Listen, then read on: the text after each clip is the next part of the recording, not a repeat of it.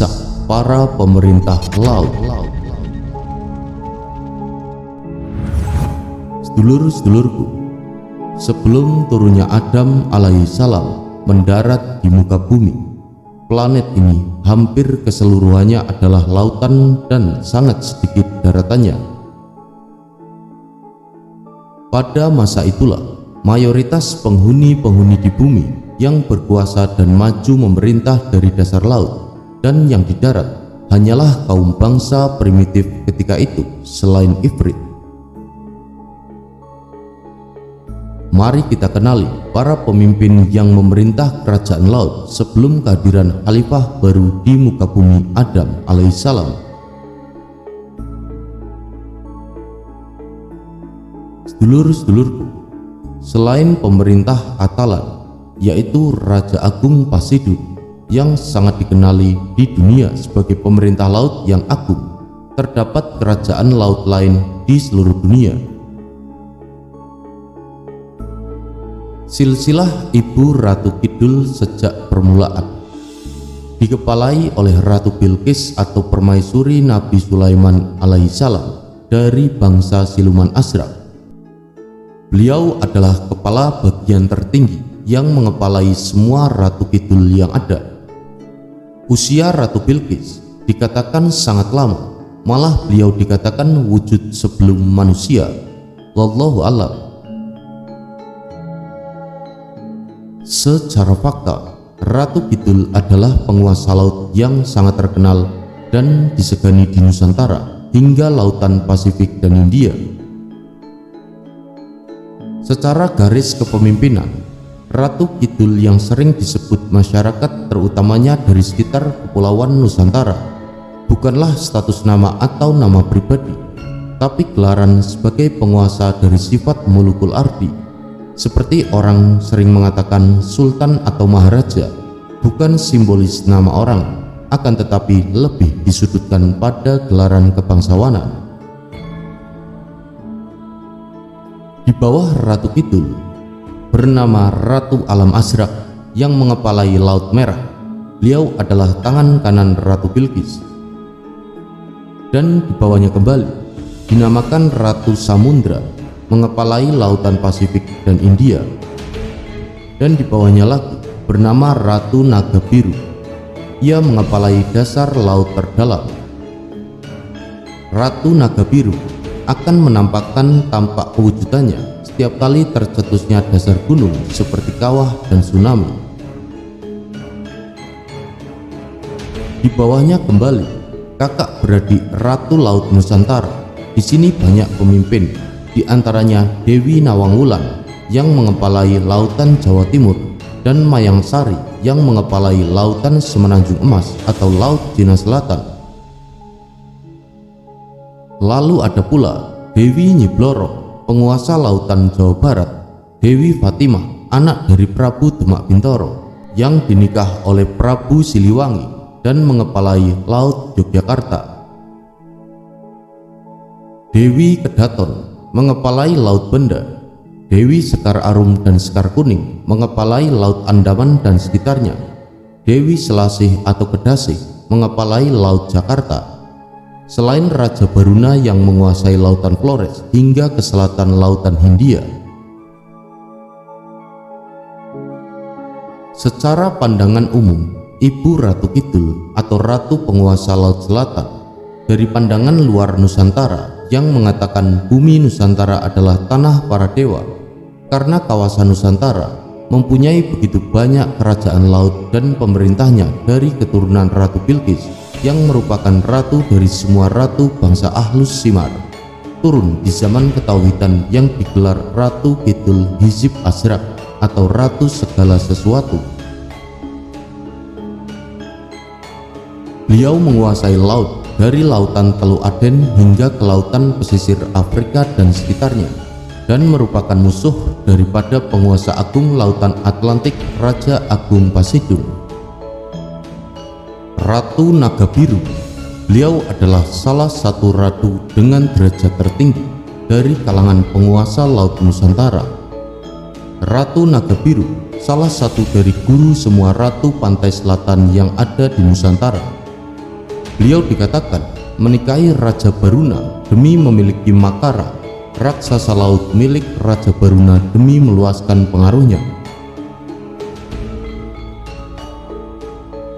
Kerajaan di bawah pimpinan Ratu Naga Biru terletak di dasar laut paling dalam di Lautan Pasifik, yaitu Mariana Trench, tidak jauh dari Kepulauan Filipina.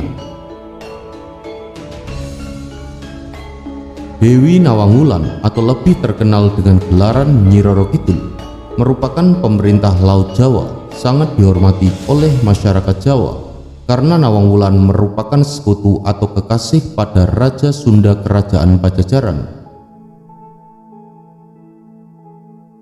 Dan dikatakan pula ia mempunyai hubungan terkait dengan Sunan Kalijogo. Dewi Nawangwulan sering berpakaian sutra hijau dan juga pernah menghadiahkan Trisula Sakti Nagari miliknya yang dibuat dari emas kepada pemerintah Sriwijaya dan kemudian jatuh ke tangan Mojopahit, dan beberapa kali mencoba dirampas tentara asing seperti dari Mongol dan Belanda, akan tetapi gagal. Lalu Dewi Mayangsari, adik daripada Nawangwulan, penguasa laut semenanjung, memiliki perwatakan lembut dan mempunyai 7 putri kembar. Ia juga diberi gelaran Ratu Penjejak Angin Nawangsari, memerintah kerajaan kecil yang tidak mengganggu dunia manusia. Sangat jarang sekali manusia dikatakan pernah bertemu dengannya. Sering menunggang ikan gergasi, Nawangsari dikatakan sering membantu para nelayan yang lemas hingga para nelayan sering membacakan mantra khas dalam penyembahannya, yaitu Ulik Mayang. Lalu Nyi Blorong, kakanda daripada Nawangwulan dan Mayangsari, pemerintah Laut Jawa Barat, memiliki perwataan gelap dan sangat kejam, memiliki fisik reptil seperti ular. Nyi Blorong mengetahui bala tentara lautnya bukan saja menyerang kerajaan-kerajaan laut lain, kerajaan jin di daratan, dan menjadikan manusia sebagai korban santapannya. Lalu Dewi Samudra merupakan penguasa lautan Hindia yang juga merupakan sekutu daripada Nyi Blorong dan memiliki kerajaan yang sangat luas, sebanding dengan kerajaan laut Raja Agung Pasidun. Ia memerintah sebuah kerajaan maju dengan ratusan piramid di bawah laut. Dewi Samudra juga dikenali dengan gelaran Dewi Naga Selatan atau dan berbagai lagi nama dari masyarakat Hindu, Sumeria, dan Persia. Sangat disegani para pelayar dan lanun karena mampu menyerukan raksasa laut menyerupai sotong gergasi, menyerang siapa saja yang melintasi jajahannya tanpa menyembahkan korban.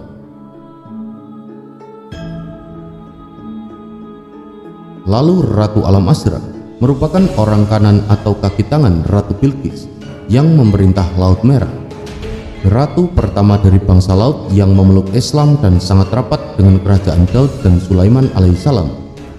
Rakyatnya terdiri dari kalangan makhluk duyung yang memiliki perwatakan cantik jelita.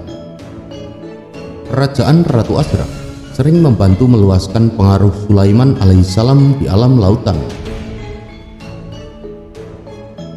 Inilah susunan alam seperti bumi tercipta bagi manusia dan jin serta bangsa lainnya. Bumi tercipta 7 lapis atau astral atau hijab dan mempunyai 70 alam yang berbeda sampai ke tingkat alam kubur, dan dalam beribadah hanya manusia, jin serta bangsa malaikat yang sama ibadahnya. Semua makhluk pun atau naga besar akan bermunculan seiring zaman akhir mulai terbuka. Alam keempat disebut Asraq. Alam ini dikepalai oleh istri Nabi Sulaiman alaihissalam, yaitu Ratu Bilqis. Alam kelima disebut Sayatin atau Syaitan. Alam ini disebut alam penghancur jin dan manusia. Adapun alam seterusnya dihuni oleh bangsa wali yang sudah wafat maupun belum, yaitu alam bari dan alam turobi. Alam di atasnya lagi dihuni para nabi dan malaikat serta seterusnya. Jadi salah besar jika kita berpikir bahwa apapun bangsa halus itu disebut bangsa jin, sebab masih banyak alam lain yang kita tidak paham. Seperti apa yang diucapkan oleh Imam Ibnu Salam, Sesungguhnya alam yang ada di seluruh alam jagat ini mempunyai 600 alam yang berbeda, dan semua terpenghuni dengan makhluknya dengan sifat berbeda pula. Namun alam yang paling mulia di hadapan Allah Subhanahu wa Ta'ala adalah alam manusia atau dunia, sebab alam dunia tempatnya derajat dan alam mulia pula terlahir adanya para nabi dan Rasulullah Shallallahu Alaihi Wasallam. Wallahu a'lam bishawab. Hanya Tuhan yang Maha Tahu. Matur sembah nuwun sedulur-sedulurku telah menyimak, dan jangan lupa untuk bisa meninggalkan jejak-jejak di kolom komentar. Mugi rahayu sagung dumati.